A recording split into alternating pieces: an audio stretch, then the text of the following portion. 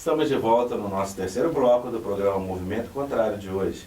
O tema do nosso programa de hoje é a terapia sistêmica familiar e conosco está o Reginaldo Teixeira Coelho, que é o Regis de Belo Horizonte, porém vive no mundo aí levando seus conhecimentos, suas experiências. Regis, você estava falando sobre as ordens do amor. Vamos continuar? Que ordens são essas? Essas ordens são os princípios que regem o campo da consciência sistêmica familiar. A primeira ordem, ela diz o seguinte, que todos na família têm direito de pertencer. Todos. Feio, bonito, barrigudo, careca, gay, prostituta, retardado. Assassino todo. também? A única exceção são os assassinos, porque o melhor lugar para eles é junto com as suas vítimas. Né? Junto com as vítimas? Então, essa ordem diz o seguinte, que quando numa geração... Posso te interromper? Pode. Mas como nós trabalhamos na casa de recuperação com dependentes químicos, os dependentes químicos, eles fazem parte também? Ou Muitas não? vezes são excluídos. Muitas vezes, em algumas famílias eles foram excluídos, foram mandados para fora, os pais não quiseram eles mais, ou foram para a Mas dentro da rua. ordem do amor, eles têm que pertencer. Todos têm que pertencer, logicamente. Então o que acontece? Quando numa geração alguém foi excluído, ou porque cometeu um delito, ou porque era um dependente, ou porque suicidou, ninguém mais falou dele, ou porque teve um problema mental, julgaram no hospital psiquiátrico e nunca mais foram lá visitar, ou empobreceu, né? Esses excluídos, né? O que vai acontecer quando chega na geração que vem depois? As pessoas consanguíneas a esses excluídos copiam o mesmo padrão e repetem na tentativa de incluir de novo. Isso é um movimento de amor que existe na nossa alma. A gente copia aquele que foi excluído. Mas é movimento de amor copiar uma coisa que foi trágica? Sim, Que foi ruim, o amor, negativo? a nossa alma de criança, ela não olha o trágico, o bom ou o mal com isso. Isso aí foi criado por nós, um pouco adultos, entendeu? Então a criança vai copiar aquele excluído na tentativa de incluí-lo de novo.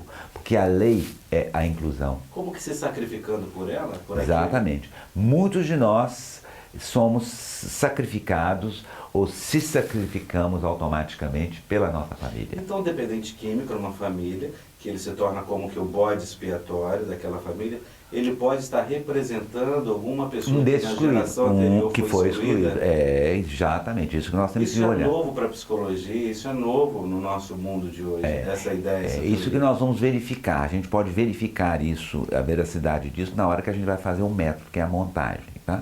Então, a repetição do padrão anterior, onde haverá sempre um novo substituto para o lugar do excluído. Também nós temos uma outra ordem, que é a ordem da inocência e culpa. Quando a gente é criança, a gente nasce com um amor inocente, né? E esse amor inocente está muito ligado à sobrevivência. Nós temos medo que o pai e a mãe se separem e a gente fica na miséria, sem comida, sem casa, sem nada. Então a criança tem a tendência de ligar o pai e a mãe a qualquer preço. Então essa tendência faz com que às vezes as crianças carreguem sobre si pesos, culpas e coisas que eram dos pais para que o sistema mantenha unido. Vou dar um exemplo para vocês disso. Por exemplo, a mãe tinha um grande amor, não pôde casar com ele porque a família não quis. Casou lá com um outro sujeito. Com esse sujeito teve um filho. O filho nasce, cresce, ao invés de copiar normalmente o pai, copia o grande amor da mãe sem saber e sem nunca às vezes ter sabido dele. Copia isso na tentativa de fazer com que a mãe fique com o pai, que tem alguma coisa conhecida para ela. Então ele começa a se parecer com o grande amor da mãe. Quando chega a 18, 19 anos, tem um surto psicótico porque ele não se identifica com ninguém da família. Isso aí, a gente já viu isso. Outro exemplo, o pai casou com a mãe, tem uma filha. E esse pai tem uma amante. Às vezes a filha, ao invés de copiar a mãe, copia a amante do pai. Para que o pai também fique em casa e tenha alguma coisa conhecida. Aí quando chega lá 18, 19 anos, quando ela começa a namorar, noivar, só arruma um casado. Porque ela está identificada com a amante do pai. Né? E essas identificações, elas, no inconsciente, tudo pode. E como se encaixaria aí um dependente químico nessa segunda ordem da inocência e da culpa? Muitas vezes, né? Na dependência química a gente tem algumas dinâmicas também mais especiais. Por exemplo, muitas vezes o filho, o pai e a mãe são muito desconectados, né? Ou o filho não teve nenhuma conexão com o pai, ficou muito no mundo da mãe. Ou porque o pai não ficava em casa, ou porque o pai não dava muita confiança ali para os filhos. Então, às vezes, na adolescência, o filho vai buscar um substituto para substituir esse princípio pai, né? Principalmente a cocaína e o crack tem esse substituto, que seria essa energia mais yang, mais masculina, do fazer e acontecer. Então o cara começa a buscar este masculino dele através de uma substância química para compensar este buraco. Okay. Então essa é uma das características que acontece.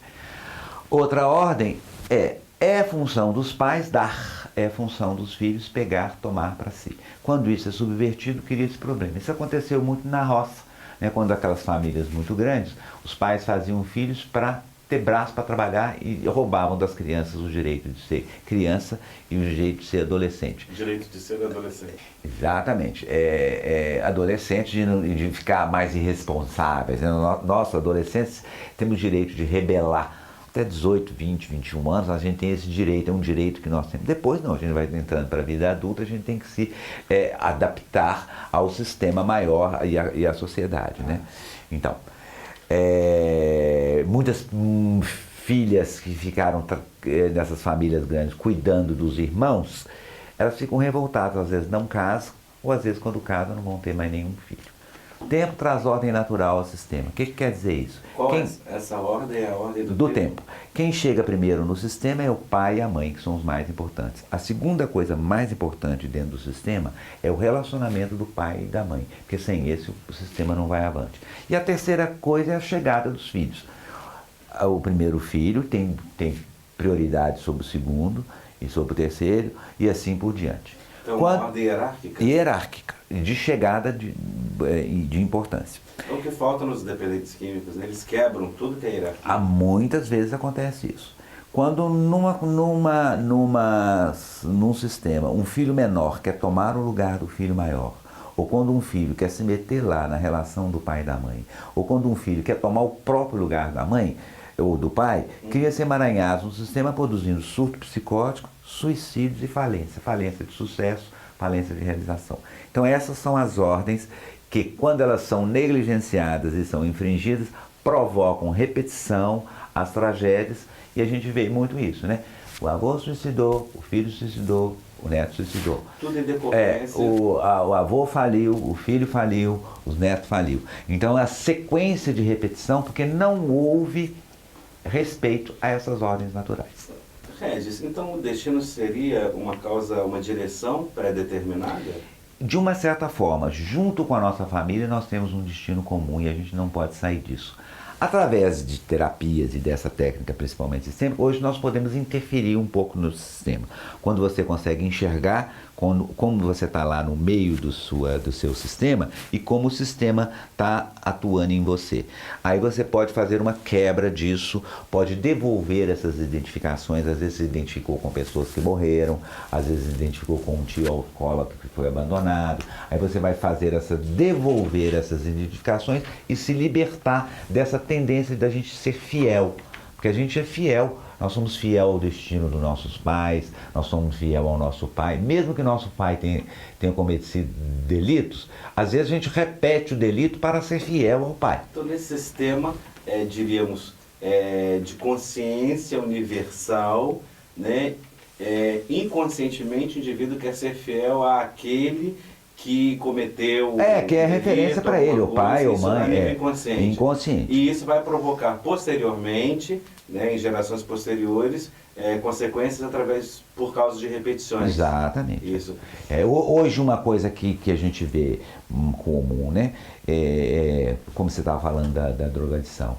Muitas pessoas que estão no processo de drogadição sempre usam a substância como substituir de alguma coisa. Ou para serem alguma coisa, por exemplo, há 50 anos atrás não tinha droga, mas tinha muito alcoolismo, ou tinha jogo, né? Então é só uma substituição de alguém ou alguma coisa. duas coisas quando você tem ou um parente ou um filho com distúrbio. A que está servindo esse distúrbio ou a quem ele está servindo? São as duas perguntas sistêmicas. A gente, em vez de achar que o indivíduo é um fosso de